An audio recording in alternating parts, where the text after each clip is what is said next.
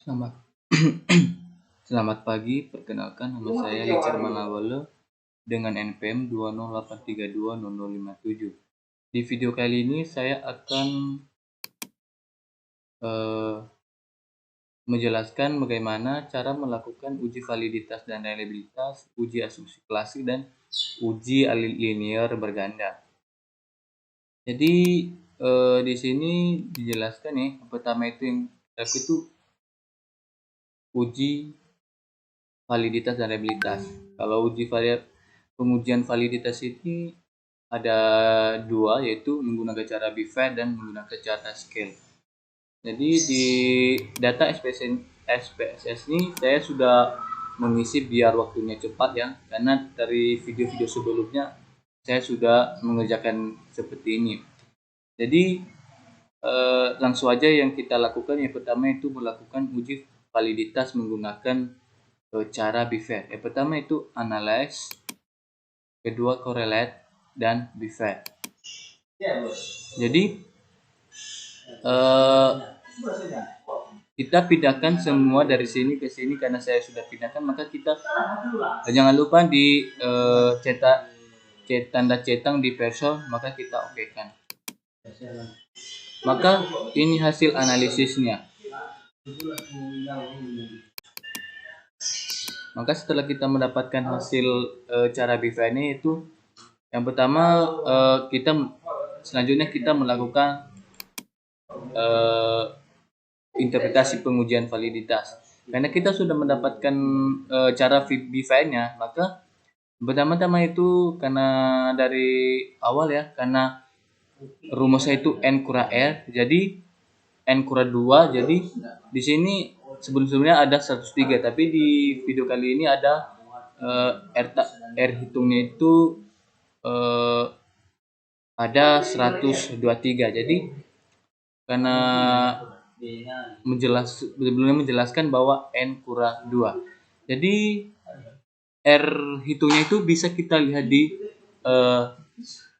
hasil analisisnya, itu total, yaitu 0,678. Jadi kalau R tabelnya itu kita bisa lihat di tabelnya ya. Di sini kita bisa lihat di tabelnya ya, R. Jadi ada di sini 0,177. Maka kita pindahkan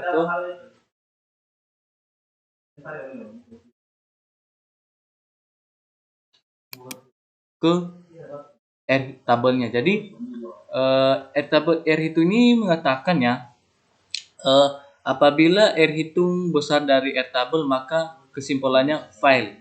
Jadi kita bisa di sini semua R hitungnya ya, semua R hitungnya besar dari R tabelnya, maka bisa dikatakan file. Selanjutnya kita menggunakan cara scale ya.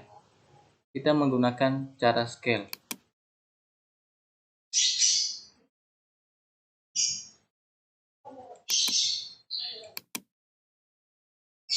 Yang pertama itu kita lakukan analyze, scale, dan reliability analysis.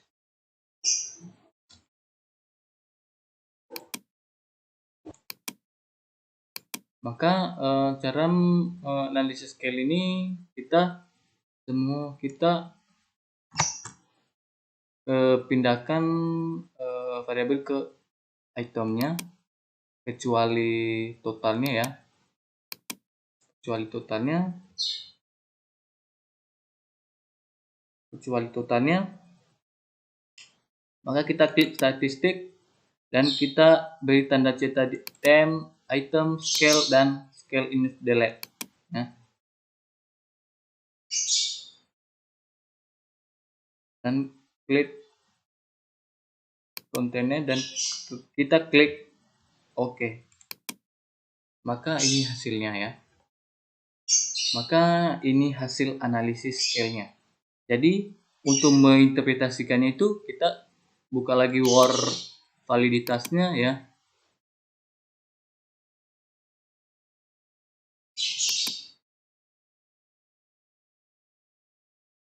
Ya.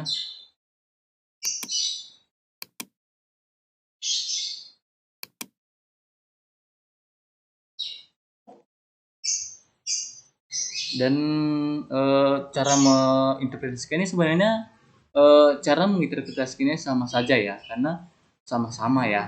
Jadi karena untuk penelitian nanti ke depannya, maka kita bisa ambil contoh dari sini saja.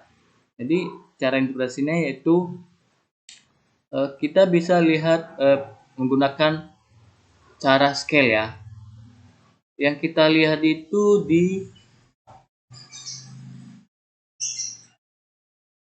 eh, yang kita lihat pertamanya itu hitungnya ya. Jadi variabel validitasnya itu atau schedule kita lihat di R hitungnya. Jadi di sini ada correlate item total correlation. Jadi di sini R hitungnya dan R tabelnya sama seperti dari atas ya 0,117.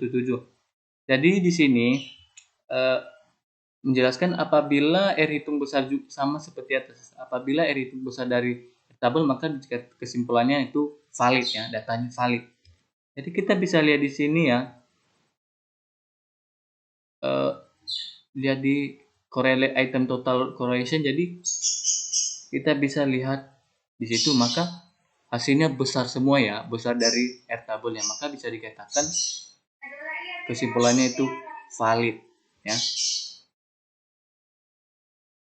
Setelah itu kita melakukan uji ya, uji interpretasi pengujian stabilitas tanpa kita melakukan analisis, maka eh,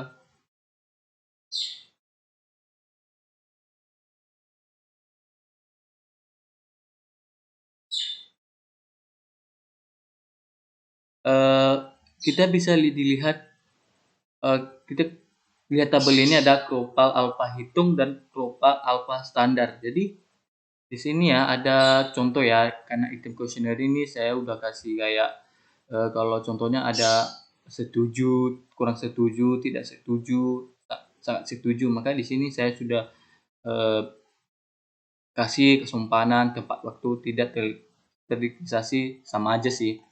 Maka yang kita lihat itu bukan di item total statistik, kita lihat di reabilitas statistik karena yaitu pengujian reabilitas. Jadi kita biar itu ada di sini korban alfanya itu 0,686. Jadi kita lihat di sini apakah global alfa hitung itu besar dari global alfa standar. Maka kita bisa lihat di hasil rehabilitasi titik korban alfa hitungnya itu besar dari korban 0,600. Jadi kita bisa simpulkan bahwa kesimpulannya adalah reliable ya.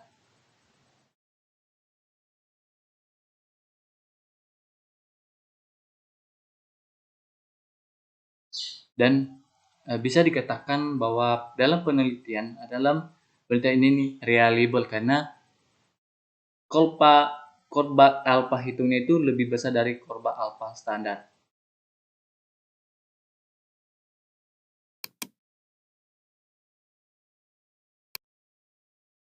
Maka setelah kita sudah melakukan pengujian validitas reliabilitas, yang kita lakukan ini keduanya yaitu uji asumsi klasik. Jadi langsung aja ya kita laksanakan uji asumsi klasiknya, kita bukan SPS-nya. Jadi di sini saya sudah mengisi terlebih dahulu karena biar waktunya juga cepat, karena cara mengisinya kan udah dari video-video sebelumnya. Jadi yang kita lihat di sini ada asumsi klasik. Nah, ini dia. Asumsi klasik. Jadi di sini yang kita uji pertama yaitu ada uji normalitas, uji linearitas, uji multikoleritas, uji autokorelasi, uji heterokodisita ya. Ada 5 yaitu, dan seterusnya yaitu saya sudah mengisi dari data yang diberi ke Bapak Sunario. Jadi di sini ada kuesioner atau variabel lalunya variabel X1 sampai 6 dan Y-nya prestasi kerja. Jadi cara melakukan analisisnya yaitu langsung saja ya.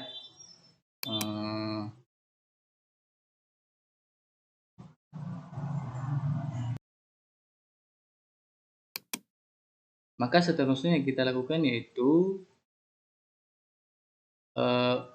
asumsi. Yang pertama yaitu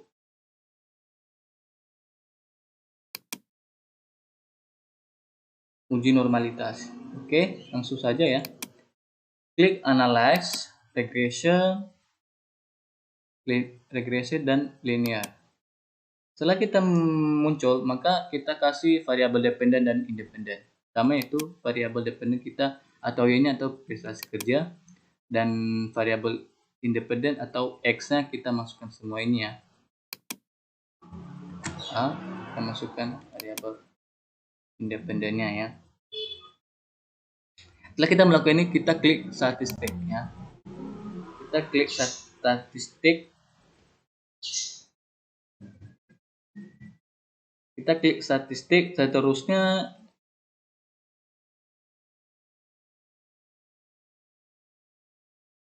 dan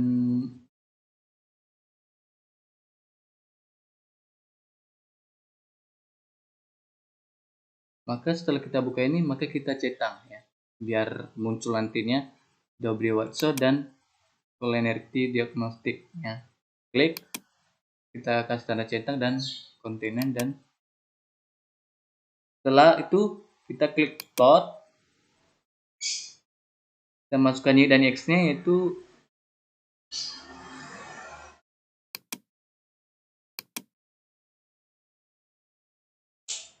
reset, dan X-nya kita ini. Oke. Maka seterusnya kita histogram dan normal probability plotnya.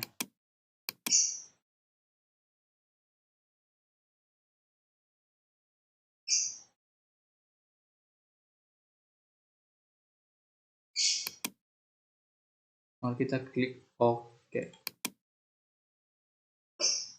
Maka muncullah hasil analisis seperti ini ya. Untuk interpretasinya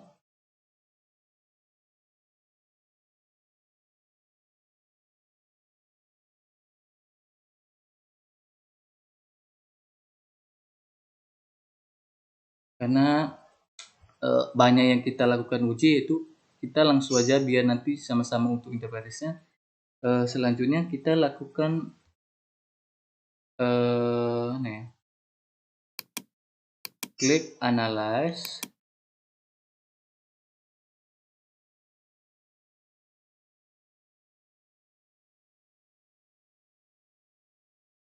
terus compare mesh dan mens ya. Maka muncul kayak gini ya.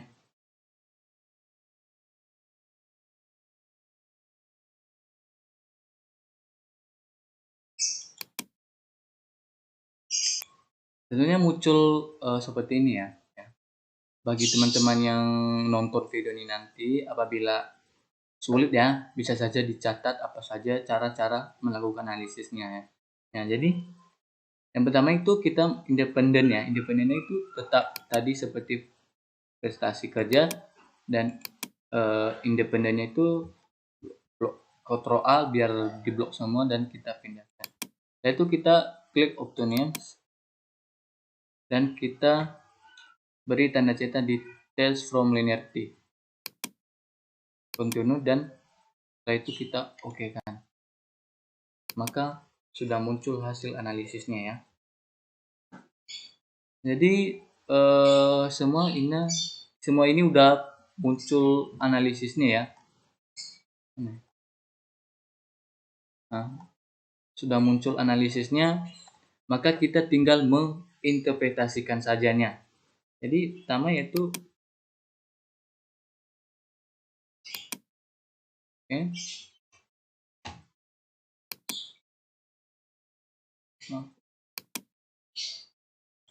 maka kita lihat di sini ya.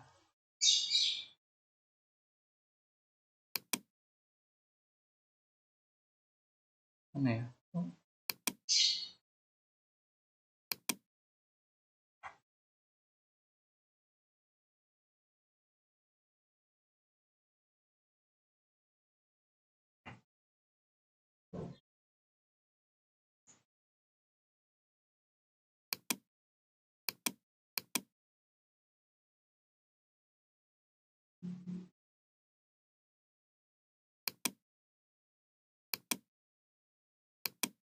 Maaf ya.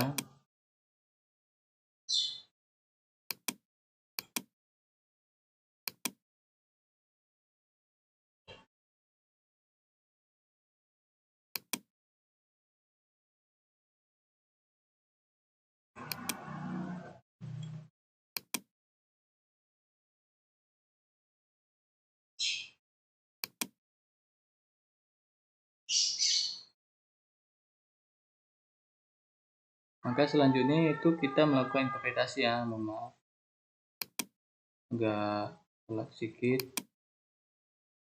Jadi di sini pertama yaitu uji normalitas ya. Kita bisa lihat di sini di histogramnya ya, karena tadi kita beri tanda cetadina maka muncul gambar seperti ini. Jadi kita bisa lihat di sini uji normalitas ini kita kita bisa disimpulkan bahwa data ini telah distribusi secara normal karena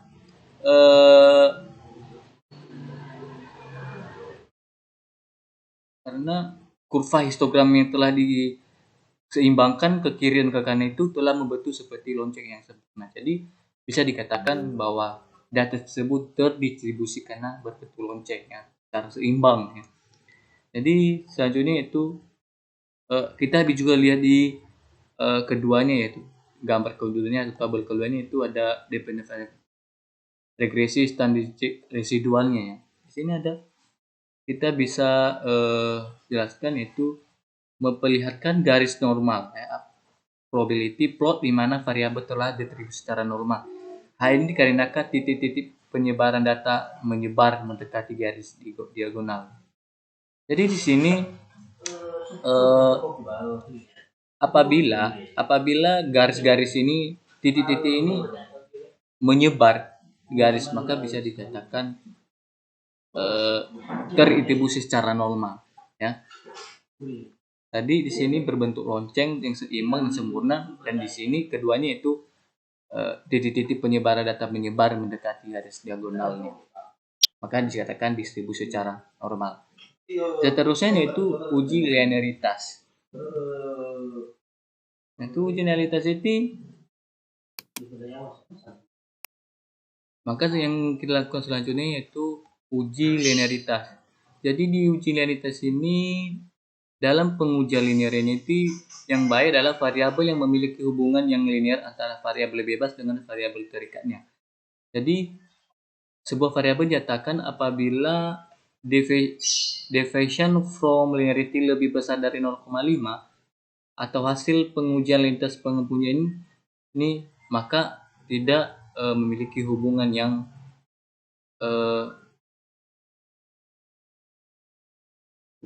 linear ya, atau ya yang terikatnya. Jadi kita bisa lihat di tabel 1 yaitu pengujian linearitas pertama, yaitu linearitas yaitu kerja dengan prestasi kerja. Di sini kita lihat di inov table-nya ya, di sini kita lihat ya, menunjukkan bahwa nilai deviation from linearity adalah sebesar 0,034 ya.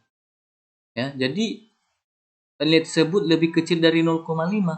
Jadi hasil tersebut menunjukkan bahwa hubungan antara etos kerja dengan prestasi adalah hubungan yang tidak linear, karena itu lebih kecil dari 0,05.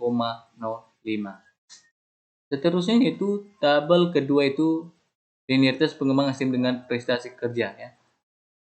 Di sini ada tabelnya, kita tengok juga di sini ya, kita lihat di sini dijelaskan di sini apabila menunjukkan bahwa nilai deviation from linearity adalah sebesar 0,139, nilai tersebut lebih besar dari 0,5. Jadi hal tersebut menunjukkan bahwa hubungan antara pengembangan SDM dengan prestasi kerja adalah hubungan yang linear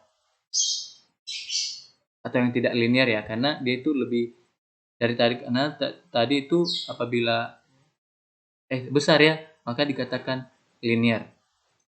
Seterusnya yaitu tabel ketiga yaitu ada linearitas kompetensi dengan pekerja prestasi kerja. Kita pilih di sini, ada di sini juga ya. Maka dikatakan di sini nilai deviation from linearity-nya itu ada 0,090. Jadi nilai tersebut lebih besar dari 0,5. Hasil tersebut menunjukkan bahwa hubungan antara kompetensi dengan prestasi kerja adalah hubungan yang linear. Begitu juga selanjutnya yaitu dengan prestasi kerja ya. Ya. Maka bisa dikatakan ya, jelaskan di sini ada nilai deviation from linearity itu ada 0,022. Tersebut lebih kecil dari 0,5. Hal tersebut menunjukkan bahwa hubungan antara efekasi dengan prestasi kerja adalah hubungan yang tidak linear. Karena nilai deviation from linearity-nya itu lebih kecil dari 0,5. Selanjutnya di tabel kelima ya. Tabel kelima itu ada di sini ada inner table-nya. Jadi kita bisa lihat juga ya division from linearity. Jadi kita biar lihat nilai singnya itu 0,130. Jadi bisa dikatakan bahwa lebih besar dari 0,5. Maka bisa dikatakan hubungan yang linear. Tabel ke-6 yaitu tetap saja enough table ya. Jadi di sini deviation from linearity ini itu singnya itu 0,08 ya. 0,008. Jadi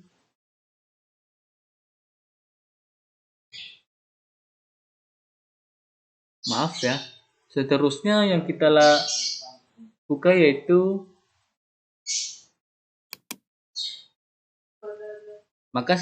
kita lakukan yaitu uji multikolinearitas.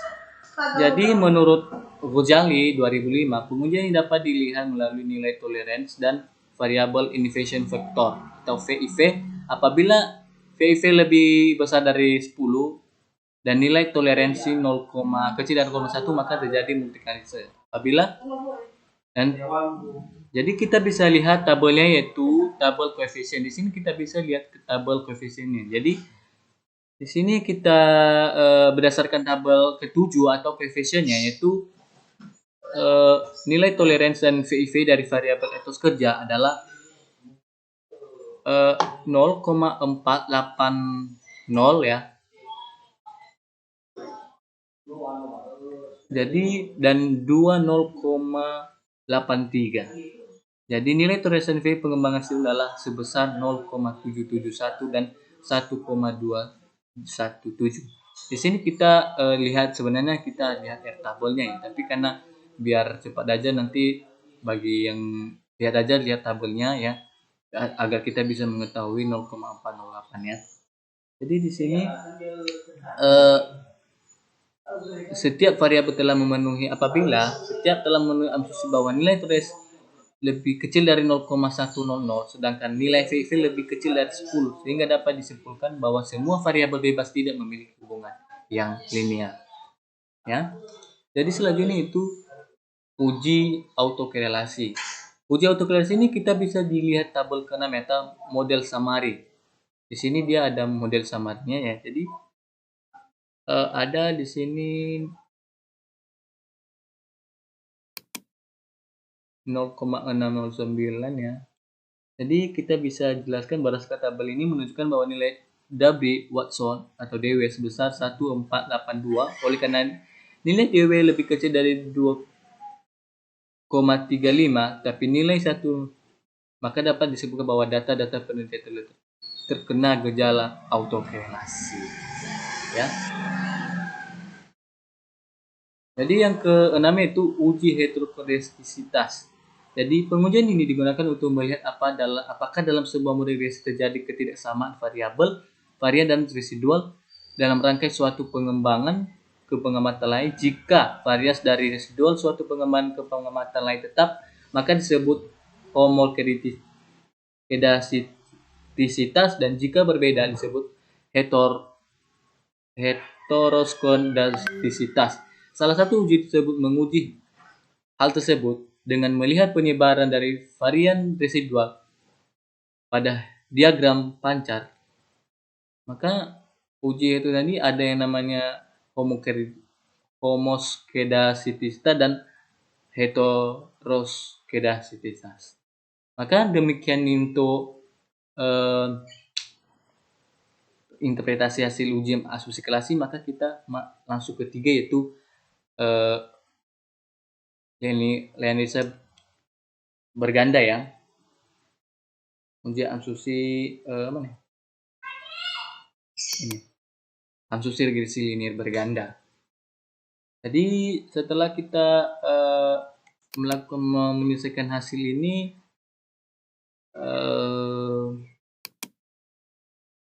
pertama kita makanya kita lakukan itu berganda ya.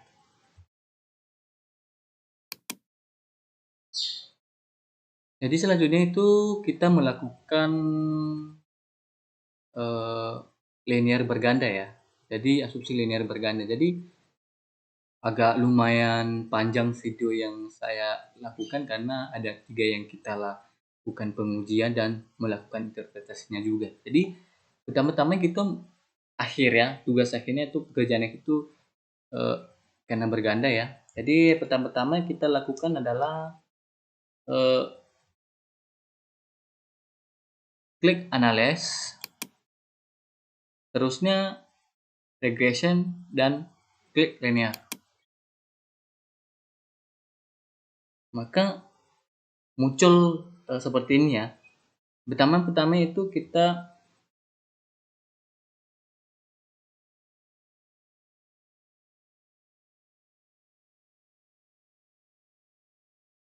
maka seperti yang tadi ya, tapi cuma perbedaannya aja ya. Pertama kita masukkan di variabelnya itu dependent, dan ini kita blok Ctrl Alt dan kita pindahkan ke sini. Maka kita seterusnya kita klik statistik, kita beri tanda centang di coordinate diagonal sticknya. Setelah itu continue.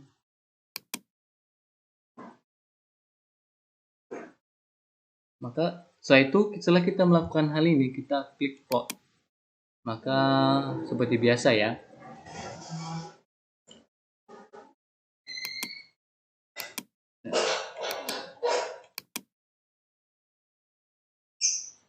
Muncul hal kayak ini, maka kita tadi seperti tadi ya, histogram normal property-nya, yaitu kita kontinen dan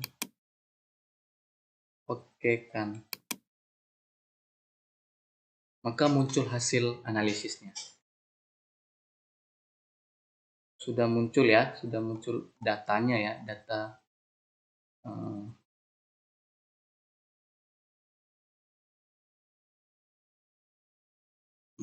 maka kita tinggal melakukan interpretasinya. Ini dia.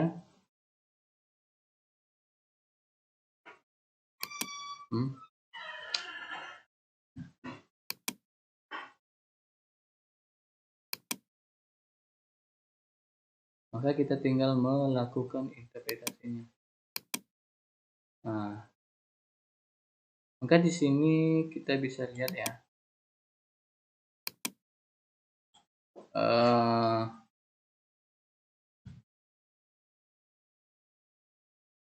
Kita menggunakan rumus-rumus di sini ya. Jadi di sini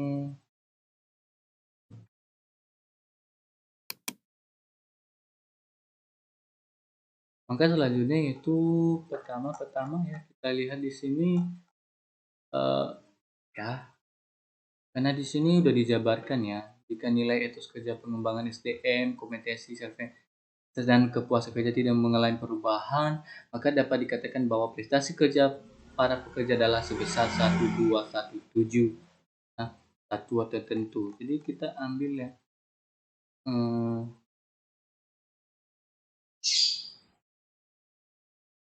di sini di konstatannya ya, understood digitnya. Jadi di sini saya tidak bisa menjelaskan 1 sampai 6 karena sama aja ya. Mungkin biar cepat. Jadi kita bisa lihat tabelnya di coefficient. Ini dia ya.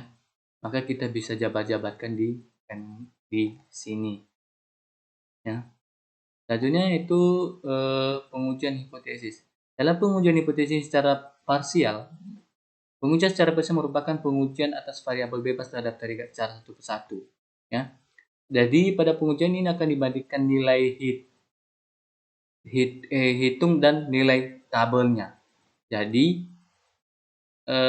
untuk mengetahui nilai tabel terlebih dahulu tentukan besar nilai derajat bebas atau degree of freedom dari dalam penelitian. Jadi tingkat alfanya itu sebesar 5% dan kepercayaan penelitian itu sebesar 9,5%. Jadi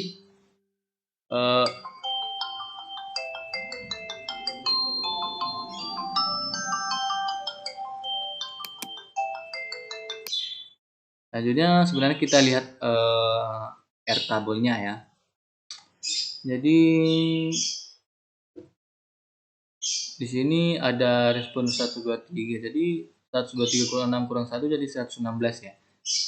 Jadi dapat jumlah dapat sebesar, maka dapat ditentukan besar nilai tabel adalah 1,980.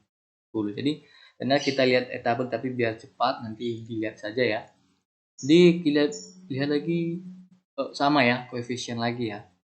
Jadi di sini berdasarkan tersebut maka pengujian hipotesis secara parsial ini dapat dijabarkan sebagai berikut ya.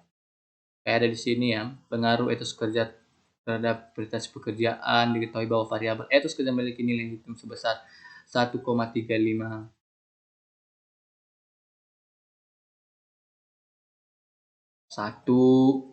dan lebih kecil dari 1,98 dapat ditingkatkan sebesar mereka dengan nilai alfa sebesar 0,5 sehingga disimpulkan bahwa ada pengaruh juga terhadap prestasi kerja para pekerja dan begitu seterusnya. Jadi yang terakhir yaitu pengujian hipotesis secara simultan. Jadi di sini ya dalam tabel yang kita lihat di sini ada innova tabelnya ya. Di sini ada innova tabel.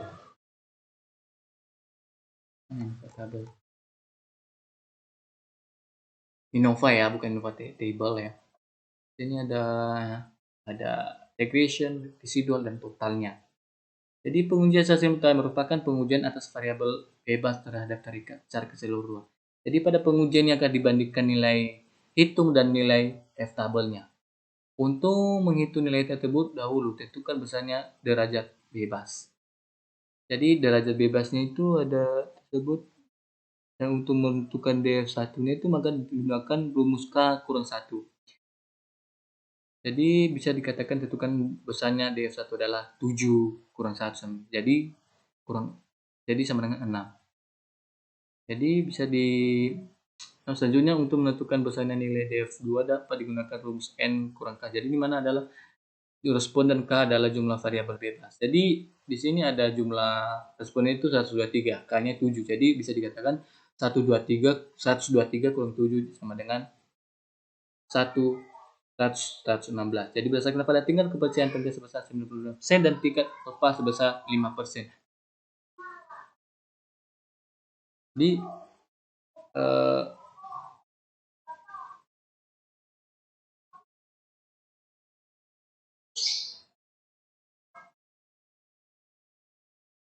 Jadi di sini melibatkan semua, mungkin saya tidak menjelaskan semuanya, mungkin teman-teman atau yang nanti menonton video saya ini baca sendiri ya, karena di sini saya sudah terangkan ya. Jadi seterusnya koefisien determinasi. Di sini kita bisa di model summary-nya. Jadi di sini ada model summary-nya.